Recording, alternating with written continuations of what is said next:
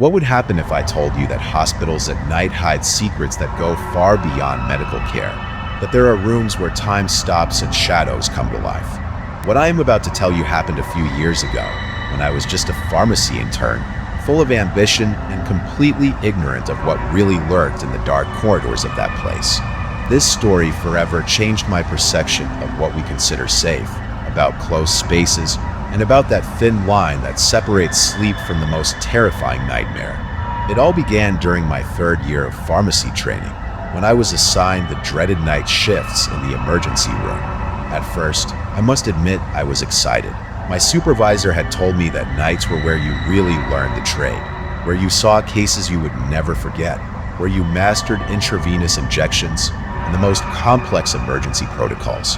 And he was partly right, but no one, absolutely no one warned me about the price my mind and body would pay for those experiences. The first few days were manageable. I managed to stay awake throughout the entire shift, drinking coffee after coffee, walking through the hallways when I felt my eyelids starting to get heavy. We had been constantly warned about the consequences of being caught sleeping during the shift. Patient families could see you. The media could appear at any moment. Senior staff made unpredictable rounds, and being discovered meant the end of your career before it really began. But after several weeks of this hellish routine, my body began to take its toll. Exhaustion became something physical, something I could touch, a heaviness that settled in my bones and refused to leave. One particularly quiet night, when the emergency room was unusually empty and the pace of patient arrivals had slowed considerably, I made a decision that I now know was the stupidest of my life. I headed to the second floor, specifically to the outpatient area, where I knew the ophthalmology office remained completely empty during night hours. It was the perfect place. It had air conditioning, 2 metal beds that looked comfortable, and, most importantly, a door that could be locked from the inside. I brought my personal sheet, took off my shoes to be more comfortable, used my bag as a makeshift pillow, and locked the door. The room was exactly what I needed: cold, silent, and plunged into a comforting darkness that promised the rest I so longed for. I checked my phone. It was exactly 1 in the morning. I set the alarm for 3:30, calculating that 2.5 hours of sleep would be enough to recharge before the shift change.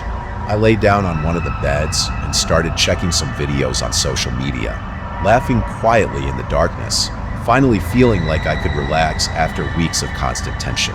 Gradually, my eyes began to feel heavy. The phone slipped from my hands, and I do not remember exactly when I fell asleep.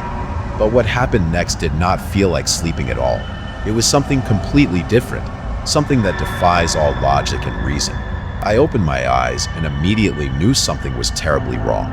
My body was completely paralyzed. I could not move a single muscle, not my arms, not my legs. I could not even open my mouth to scream.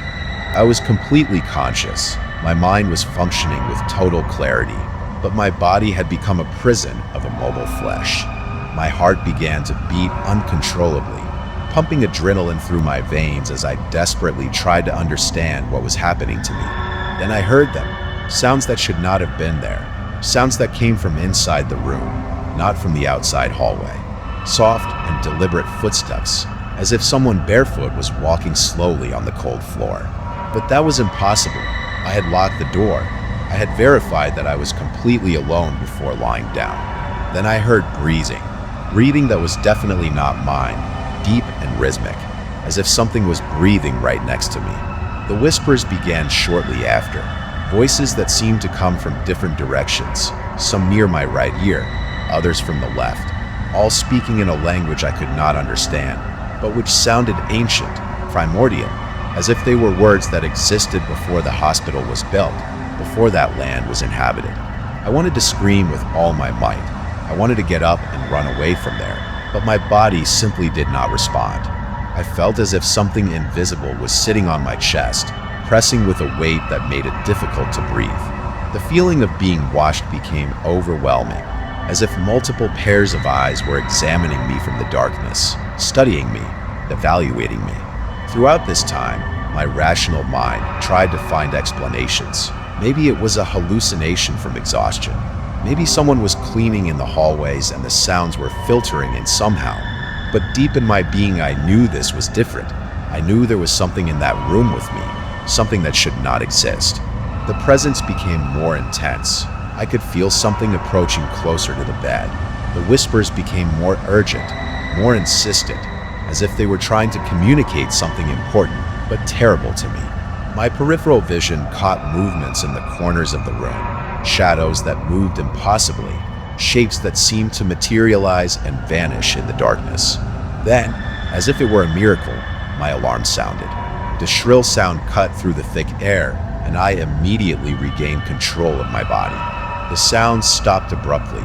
The presences disappeared, but the feeling of terror remained engraved in every fiber of my being. I jumped out of bed with a speed I did not know I possessed.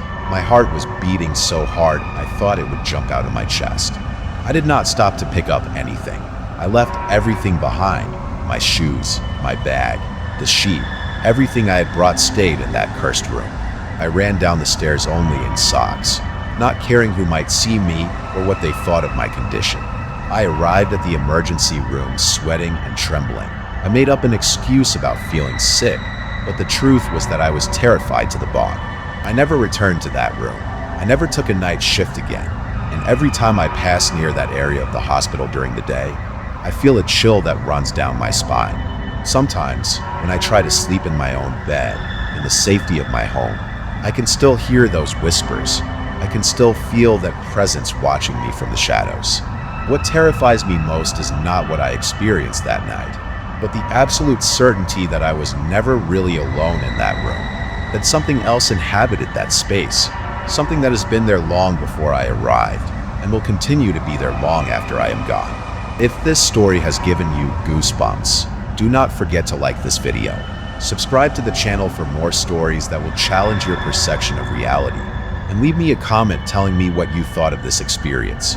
If you have lived something similar, or if you believe there are places we simply should not visit when we are alone and vulnerable.